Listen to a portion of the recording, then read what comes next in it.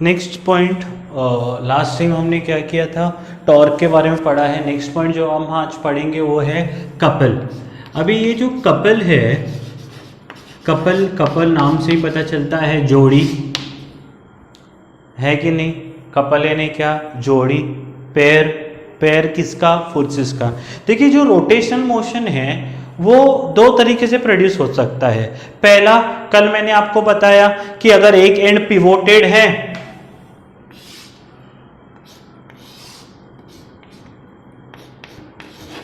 एक and pivoted है इस तरफ से और मैंने फोर्स लगाया, तो क्या होगा, ये कपल प्रोड्यूस होगा। एक्चुअली इस हिंज्ड एंड पे भी इतना ही फोर्स अपोजिट डायरेक्शन में प्रोड्यूस होता है। देखिए ये फोर्स ऊपर लगा तो ये पूरा ऊपर शिफ्ट होना चाहिए, पर ऊपर शिफ्ट हुआ है क्या, नहीं। इस एंड पे भी अपोजिट उतना ही फोर्स होता है ताकि नेट फोर्स जीरो रहे। ये थोड़ी थोड़ी जैसे आगे अगले स्टैंडर्ड में आप जाओगे वो पढ़ोगे। यानी एक्चुअली में जब भी रोटेशनल मोशन होता है दो तरह के फोर्सेस एक्ट होते हैं। या तो आप एक एंड को पिवोट करो, दूसरे एंड पे फोर्स लगाओ, तो पिवोट एंड पे automatically equal and opposite force produce हो जाता है। नहीं तो आप खुद ही रॉड को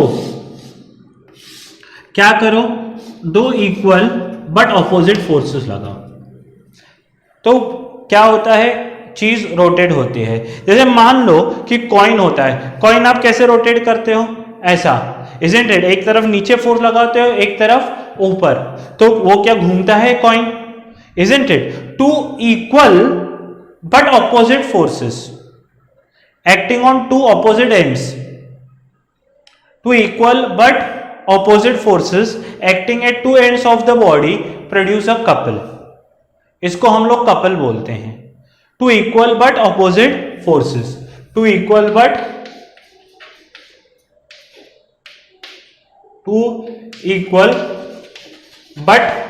opposite forces acting on two ends, two different ends, they produce a couple. Two equal but opposite forces on two ends, isn't it? इससे भी रोटेशनल मोशन, तो रोटेशनल मोशन अगर प्रोड्यूस करना है तो दो तरीके से प्रोड्यूस कर सकते हैं। या तो एक एंड इंच रखो, दूसरे एंड पे फोर्स लगाओ, या तो दोनों एंड्स पे इक्वल एंड ऑपोजिट, ये F है ये F है, 10-10 न्यूटन है दोनों, मान लो, या 15-15 है या 50-50 है, 100-100 है, दोनों इक्वल होने चाहिए। तो वो क्या प्रोड्यूस करेंगे, कपल प्रोड्यूस करेंगे। ये भी क्या प्रोड्यूस करते हैं, rotating effect, turning effect produce करते हैं। आप नल भी खोलते हो तो नल भी कैसे खोलते हो, मान लो कि दो इक्वल एंड अपोजिट फोर्सेस हैं। किसी पेन का, मान लो बॉटल का ढक्कन खोलना हो तो दो इक्वल बट अपोजिट फोर्सेस लगाते हैं, तो वो क्या करता है, खुलता है या टर्न होके बंद हो जाता है। स्टीयरिंग व्हील है, एक ऊपर लगाते हैं दूसरा नीचे, इजंट इट। तो दो इक्वल एंड अपोजिट फोर्सेस होंगे तो हमेशा रोटेशनल इफेक्ट प्रोड्यूस होता है या टर्निंग इफेक्ट फोर्स का दिखता है, और इसी टर्निंग इफेक्ट को हम लोग क्या बोलते हैं, टॉर्क। तो टॉर्क प्रोड्यूस करने के दो तरीके हैं। पहला तरीका है एक एंड फिक्स्ड करो, दूसरे एंड पे फोर्स लगाओ। दूसरा तरीका है दोनों तरफ फोर्स लगाओ, तो क्या हो जाएगा, तो भी आपको टर्निंग इफेक्ट दिखेगा। और इसी टर्निंग इफेक्ट को हम लोग क्या बोलते हैं, टॉर्क बोलते हैं। इसी टर्निंग एंड को हम लोग क्या बोलते हैं, टॉर्क बोलते हैं, इजंट इट। और ये टॉर्क जो कपल का है वो कैसे निकालते हैं, देखिए। जैसे मान लो टॉर्क है, मैंने मान लो इस एंड को हिंज्ड किया, बीच में पिवोट किया, ये पूरा है ए बी, बीच में है ओ, तो टॉर्क कैसे निकालेंगे, टॉर्क का डेरिवेशन निकाल रहा हूं मैं। तो टॉर्क या जो कपल यानी टर्निंग इफेक्ट है वो कैसे निकालते हैं, मूवमेंट बोलिए, टर्निंग इफेक्ट बोलिए, जो भी बोलिए, सबका मतलब एक है, मैंने फर्स्ट लेक्चर में बताया है। देखिए ये मान लीजिए कि ये F है, तो F इंटू परपेंडिकुलर डिस्टेंस इसका कितना है, OB, तो ये फर्स्ट फोर्स है F इंटू OB होगा, इजंट इट। फिक्स्ड एंड से लेते हैं ना, इसका टॉर्क लिखना होगा। मान लीजिए ये O है, ये A है, ये डिस्टेंस कितना है, पूरा R है, तो इसका जो टॉर्क है वो मैं क्या लिखूंगा, फिक्स्ड एंड से F का डिस्टेंस, तो F इंटू R लिखूंगा ना, तो यहां पर F इंटू OB आएगा, प्लस दूसरा देखिए ये भी क्या है, F है, ये इसको ऊपर ढकेल रहा है, वो नीचे, तो दोनों क्या हो जाएंगे, दोनों सेम टॉर्क प्रोड्यूस कर रहे हैं एंटी क्लॉकवाइज, तो प्लस हो जाएगा। आ रही बात समझ में? ये भी इसको ऐसे ढकेल रहा है, ये भी इसको नीचे, दोनों एक ही डायरेक्शन में है ना एंटी क्लॉकवाइज टॉर्क, तो F इंटू ये क्या होगा, OA। Got my point? तो अगर आप F कॉमन निकालते हैं तो ये क्या होगा, OA प्लस OB बचेगा, या OB plus OA, isn't it? और OB प्लस OA क्या है, पूरा AB। इसका मतलब क्या हुआ, AB क्या है, AB A से लेकर B क्या है, डिस्टेंस बिटवीन द फोर्सेस, तो इसको लिखूंगा मैं F इंटू डी। कहना का मतलब जो कपल है वो टॉर्क कितना प्रोड्यूस करता है, वो टॉर्क कितना प्रोड्यूस करता है। देखो फोर्सेस तो मैंने बोला है, कपल है, जोड़ी है, तो दोनों इक्वल फोर्सेस होंगे, तो फोर्स तो F ही रहेगा। तो force torque produce by the couple, मैं लिखता हूं टॉर्क बिकॉज ऑफ कपल, ये बेहद इंपॉर्टेंट है, it is force into perpendicular distance between the force. तो ये क्या होगा, F क्रॉस D लिखते हैं बहुत बार, F cross D, where D is the distance between the forces. तो ये एंटी क्लॉकवाइज टॉर्क प्रोड्यूस करेगा। अगर मान लो इसी रॉड को बीच में मैंने पिवोट किया है और इधर फोर्स ऐसे लगा रहा हूं, इधर ऐसे लगा रहा हूं, तो भी क्या होगा, अच्छा ये कैसा था, एंटी क्लॉकवाइज था, और ये कैसे होगा, क्लॉकवाइज होगा, इजंट इट? तो ये कपल के बारे में है। कपल क्या है, दो इक्वल एंड ऑपोजिट फोर्सेस है, दोनों मैग्नीट्यूड वाइज इक्वल होंगे, ये 10 है तो ये भी 10, ये 20 है तो वो भी 20, ये 50 है तो वो भी 50। Two equal and opposite forces acting on two ends of the element produce turning effect, isn't it? और इसी को ही हम लोग कपल बोलते हैं। और एक टॉर्क कितना प्रोड्यूस करता है, force into perpendicular distance between the force. बेहद इंपॉर्टेंट चीजें हैं, स्क्रीन पॉज करके एक बार लिख सकते हैं, बहुत ही इंपॉर्टेंट चीज मैंने बताई है। तो नेक्स्ट पॉइंट जो हम पढ़ेंगे वो पढ़ेंगे इक्विलिब्रियम के बारे में। इक्विलिब्रियम बेसिकली, इक्विलिब्रियम के बारे में पढ़ेंगे।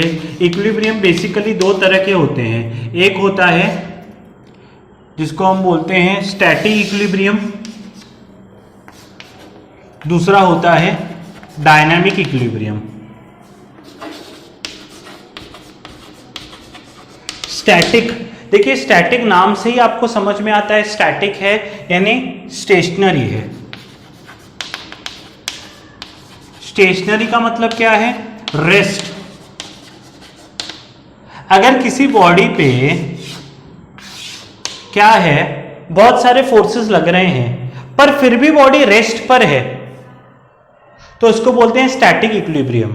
If the body remains in the state of rest due to different forces, it is known as static equilibrium under the influence of different forces. मान लो ये एक बुक है, इधर मैंने इसके ऊपर 10 न्यूटन फोर्स लगाया, इधर भी 10 न्यूटन फोर्स लगाया, फोर्स तो लगा पर बैलेंस्ड कंडीशन है, तो क्या होगा, स्टैटिक इक्विलिब्रियम। एक बुक, कोई भी आपके टेबल पे एक बुक पड़ा है, बरोबर है ना, तो नीचे क्या लग रहा है, वेट, ऊपर उतना ही नॉर्मल रिएक्शन लगता है, स्टैटिक इक्विलिब्रियम। बीम बैलेंस है, मान लो एक तरफ हमने 1 किलो रखा, दूसरी तरफ 1 किलो बटाटे रखे, तो क्या हो जाएगा, दोनों तरफ वेट तो है पर इक्वल वेट है, इसलिए क्या होगा, दोनों स्टेशनरी रहेंगे। तो फोर्स लगने के बावजूद अगर दोनों एंड्स पे इक्वल फोर्स लग रहा है तो और बॉडी रेस्ट पे है, बिल्कुल मूव नहीं कर रहा, तो उसको क्या बोलते हैं, static equilibrium. If the body remains at rest, rest यानी नो मूवमेंट, मूवमेंट कतई ही नहीं है, मूवमेंट क्या है, कतई ही नहीं है। ये क्या है कतई, ये बहुत सारे वर्ड्स अभी क्या है रामायण महाभारत में देख रहा हूं डेली, तो उससे क्या हो रहा है, ये वर्ड्स मैं सीख रहा हूं। तो किसी भी क्या हो, स्टैटिक इक्विलिब्रियम में क्या है, मान लो फोर्सेस लगे पर बॉडी मूव बिल्कुल ही नहीं हुआ, तो उसको बोलते हैं स्टैटिक इक्विलिब्रियम। एग्जांपल्स मैंने दिए हैं। दूसरा है dynamic equilibrium.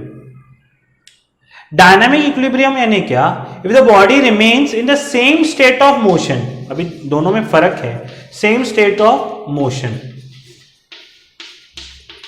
Same state of motion. Same state of motion यानी क्या, यहां पर सेम भी आना चाहिए। सेम स्टेट ऑफ मोशन यानी ना उसने डायरेक्शन चेंज की, ना उसने वेलोसिटी चेंज की। जैसे मान लो कि एरोप्लेन उड़ रहा है एक पर्टिकुलर हाइट पे, एक खाली एरोप्लेन उड़ रहा है सेम स्पीड से, मान लो 200 किलोमीटर प्रति घंटा उसकी क्या थी स्पीड थी, सेम स्पीड से चल रहा है, न स्पीड बढ़ी न घटी। उस एरोप्लेन पे भी वेट है, नीचे की तरफ वेट लग रहा है, ऊपर की तरफ बॉयंट फोर्स लग रहा है, लग रहा है नहीं लग रहा, पर उसका जो स्टेट ऑफ मोशन है, ना स्पीड बढ़ी ना स्पीड घटी, ना उसका डायरेक्शन चेंज हुआ ना कुछ हुआ, तो ऐसे में बोलते हैं same state of motion. Same state, forces के इन्फ्लुएंस में ना क्या हो रहा है, उसका एक रेन ड्रॉप गिर रहा है नीचे, तो क्या होता है, नीचे वेट लगता है, ऊपर बॉयंट फोर्स, कांस्टेंट एक ही वेलोसिटी से फ्री फॉल वो नीचे गिर रहा है, ना उसकी वेलोसिटी बढ़ती है ना घटती है, कांस्टेंट वेलोसिटी से वो नीचे गिर रहा है, तो उसको क्या बोलेंगे, डायनामिक इक्विलिब्रियम।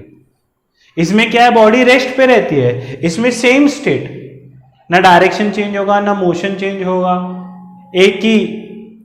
जैसे मान लो एक स्टोन लूं, मैंने घुमाया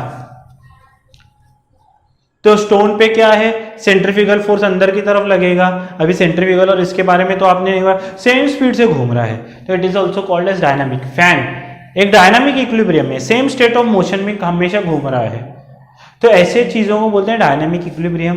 डेफिनेशन रीड करना है, थोड़ा सा फील लेना है, इतना कुछ एग्जाम में आता नहीं इसके बारे में, पर टेक्स्ट बुक में है, हम लोग पैसे लेते हैं तो हमको पूरा बताना पड़ता है। That is static equilibrium, dynamic equilibrium. Got my point? Screen pause करके लिख सकते हैं आप। कंडीशन ऑफ इक्विलिब्रियम क्या आते हैं, कोई भी इक्विलिब्रियम चाहिए तो क्या होता है, पहला है sum of all forces on a body should be zero. सभी फोर्सेस का जो सम होता है वो जीरो होना चाहिए। दूसरा क्या है, sum of all movement of forces यानी torques, movements of forces on a body should be zero. तो ही तो बॉडी इक्विलिब्रियम में रहेगी, isn't it, should be zero. नहीं तो क्या होगा, या तो उसका स्टेट ऑफ रेस्ट चेंज हो जाएगा या स्टेट ऑफ मोशन चेंज हो जाएगा। तो sum of all forces on the body should be zero, sum of movements of forces on the body should be zero. ये कंडीशन ऑफ इक्विलिब्रियम है। उसके बाद आपके बुक में है principle of movement. Principle of movement भी यही बोलता है कि a body is in equilibrium if sum of clockwise movements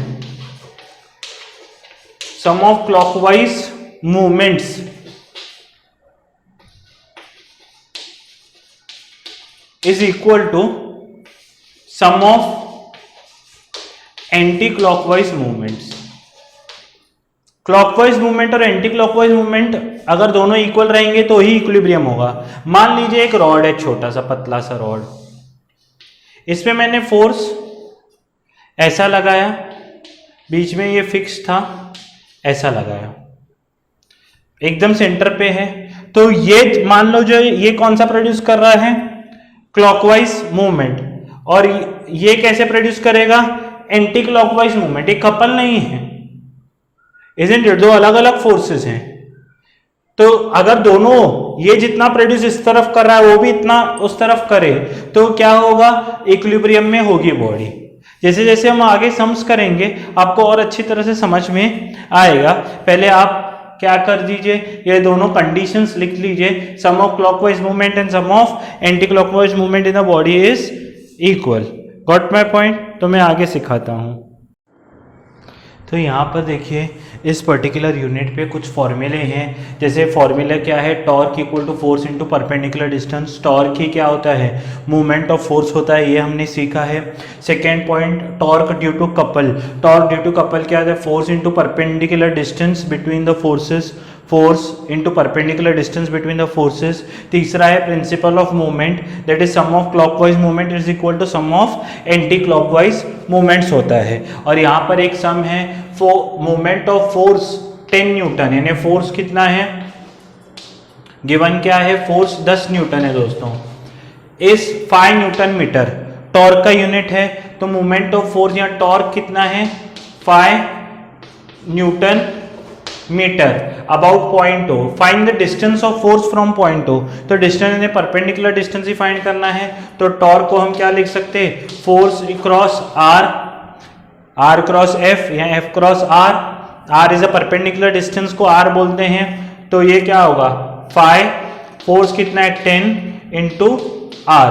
तो आर या डी, कुछ बुक्स में डी भी लिखा जाता है, 5/10 यानी ये कितना होगा 0.5 मीटर।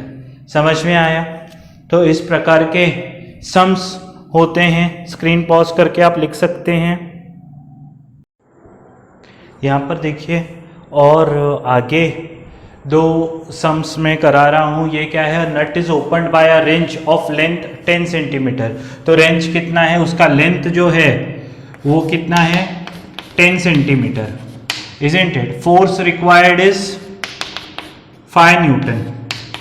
एक नट है, उसको एक रेंज से यानी पाना टाइप जो रहता है, थोड़ा सा मेरा ड्राइंग जो है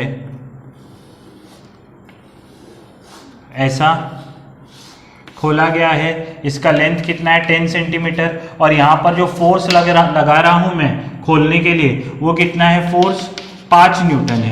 तो क्या बोला है, फाइंड मूवमेंट ऑफ फोर्स। तो मूवमेंट ऑफ फोर्स दोस्तों आपके पास फॉर्मूला है, मूवमेंट ऑफ फोर्स कितना होता है, फोर्स इनटू परपेंडिकुलर डिस्टेंस। तो F क्रॉस R, तो F कितना है 5 न्यूटन। अच्छा, जो डिस्टेंस लेंगे ये 10 सेंटीमीटर है, तो सेंटीमीटर को मीटर में कन्वर्ट करने के लिए डिवाइड बाय 100, तो ये 1/10 होगा।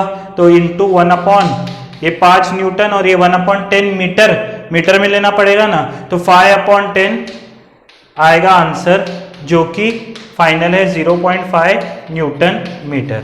Got my point. बहुत ही सिंपल, बेहद आसान। दूसरा क्या है, व्हील ऑफ डायमीटर। तो यहां से लेकर यहां तक पूरा जो डिस्टेंस है वो है 2 मीटर। इज शोन, फोर्स कितना लगाया हुआ है 2 न्यूटन लगाया हुआ है। अभी पूछा है कैलकुलेट मूवमेंट अबाउट ओ। ओ के अबाउट कैलकुलेट करना है, ये पूरा 2 मीटर है, यानी यहां से लेकर यहां तक डिस्टेंस 1 मीटर है और यहां से लेकर यहां तक डिस्टेंस 1 मीटर है। तो कैलकुलेट मूवमेंट अबाउट ओ। तो मूवमेंट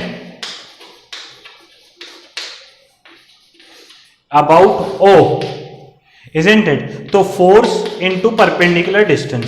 फोर्स कितना है 2 न्यूटन ही है। परपेंडिकुलर डिस्टेंस ओ से कितना होगा 1 मीटर। तो इधर मैं 1 मीटर सब्स्टिट्यूट करूंगा, तो आंसर क्या होगा 2 newton metre. Simple, isn't it. Movement of force about A कितना है, फोर्स इनटू परपेंडिकुलर डिस्टेंस। तो फोर्स तो 2 न्यूटन ही है, पर अभी जो परपेंडिकुलर डिस्टेंस कितना है 2 मीटर, तो ये क्या होगा 4 newton meter. Got my point. तो इस तरह से हम लोग इन सम्स के साथ डील कर सकते हैं। स्क्रीन पॉज करके आप क्या कर सकते हैं, लिख सकते हैं पूरे दोनों सम्स। और यहाँ पर क्योंकि क्या है टाइम आज का ख़त्म हो गया है, तो आप क्या कर सकते हैं, इतना आप प्रैक्टिस कर सकते हैं। फिर हम आगे ढेर सारे जो बाकी के सम्स हैं मैं आपके लूँगा, सब कोई भी एक भी सम हम लोग नहीं छोड़ेंगे, पूरे सम्स हम लोग कंप्लीट करेंगे। तब तक इतना आप रिवाइज कीजिए, चाहे तो आप आगे के सम्स प्रैक्टिस कर सकते हैं, नहीं तो फिर मैं कल दूसरे सम्स आपके लूँगा ही। तब तक पढ़ते रहिए, अपना ख्याल रखिए, अपने पेरेंट्स का ख्याल रखिए। जय हिंद।